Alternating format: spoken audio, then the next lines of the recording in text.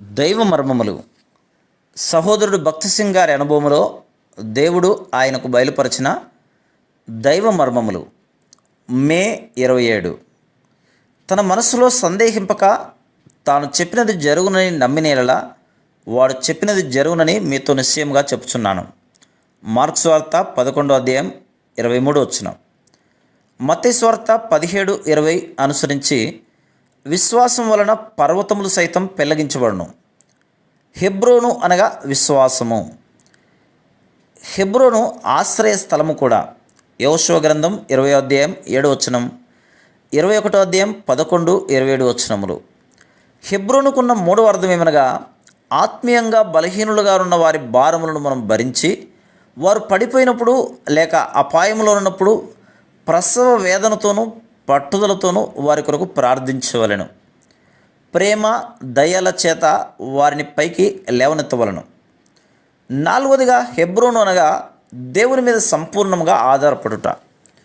అనేక మంది విశ్వాసులు, దేవుని సేవకులు వారి ఏర్పాట్ల విషయమై దేవుణ్ణి అడగకపోవటచే గొప్ప నష్టములను అనుభవించెదరు.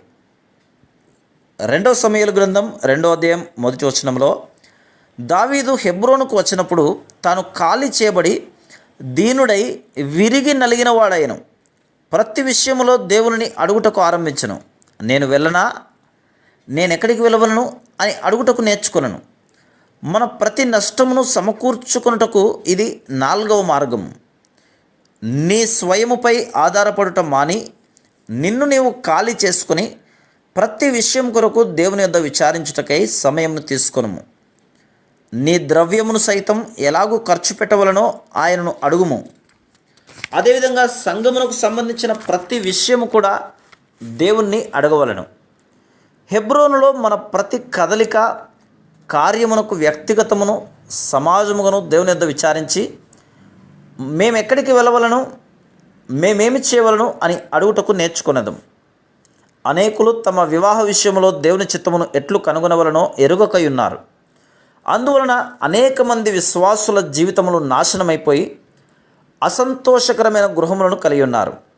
దావీదు కూడా అనేక సంవత్సరములు శ్రమల గుండా వెళ్ళిన తర్వాతనే ప్రభువా ఎక్కడికి వెళ్ళవలను, ఏమి చేయవలను అని అడుగుటకు నేర్చుకొనెను. Praise the lord.